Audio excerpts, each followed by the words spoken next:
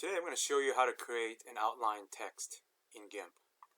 So I'm going to go ahead and create a new image. I'll select File, New. I'll select the default, hit OK. I'm going to choose the text tool and I'm going to drag that across my image.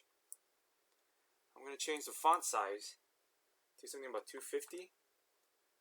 And I'll change the color so we can kind of see the outline. I'll select red. And let's type out the word outline. And I'm going to go ahead and change the font to bold.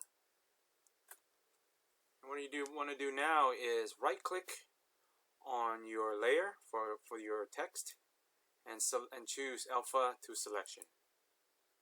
And you can see it actually create a little outline around your text.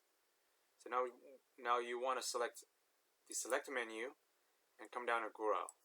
And here you can change the size of your outlines. I'm going to choose something like 5. And here you can see that it enlarged the text, the outline around my text. So from here you don't want to fill the outline color with black because then they'll just cover your text. So what you want to do now is just create a new layer. I'll take the default and I'm going to move that new layer beneath my outline layer. And from here I can choose the bucket tool, choose the color that I want, black, and I'm just going to fill it in.